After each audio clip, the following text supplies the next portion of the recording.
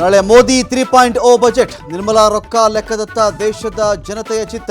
ಸಂಸತ್ನಲ್ಲಿ ಆರ್ಥಿಕ ಸಮೀಕ್ಷೆ ವರದಿ ಮಂಡಿಸಿದ ವಿತ್ತ ಸಚಿವೆ. ಅಧಿವೇಶನದ ಮೊದಲ ದಿನವೇ ನೀಟ್ ಅಕ್ರಮ ಖಂಡಿಸಿದ ರಾಹುಲ್ ಗಾಂಧಿ.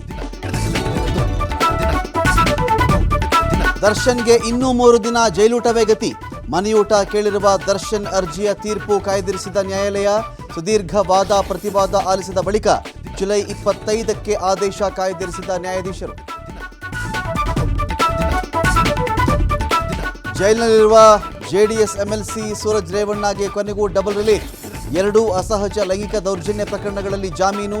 ನಾಳೆ ಪರಪ್ಪನ ಅಗ್ರಹಾರದಿಂದ ಬಿಡುಗಡೆ ಸಾಧ್ಯತೆ.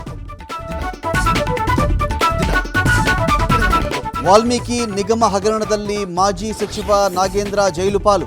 ಸದನದ ಒಳಗೆ ಹೋರಾಟ ಕೈಬಿಟ್ಟ ಬಿಜೆಪಿ, ಹೊರಗೆ ಮಾತ್ರ ಹೋರಾಡಲು ನಿರ್ಧಾರ. ಇತ್ತ ಇಡಿ ವಿರುದ್ಧವೇ ನಿಗಮದ ಮಾಜಿ ಎಂಡಿ ಕಲ್ಲೇಶ್ ಕಂಪ್ಲೇಂಟ್. ಆರ್ಎಸ್ಎಸ್ ಕಚೇರಿಗಳಿಗೆ ಸರ್ಕಾರಿ ನೌಕರರ ಭೇಟಿಗೆ ಮುಕ್ತ ಅವಕಾಶ. ಅಧಿಕಾರಿಗಳ ಭೇಟಿಗಿದ್ದ ನಿಷೇಧ ತೆರವುಗೊಳಿಸಿದ ಕೇಂದ್ರ ಸರ್ಕಾರ. ಅತ್ತ ಅನ್ಯ ಧರ್ಮೀಯರನ್ನೂ ಹತ್ತಿಕ್ಕುವ ಯುಪಿ ಸಿಎಂ ಆದೇಶಕ್ಕೆ ಸುಪ್ರೀಂ ತಡೆ.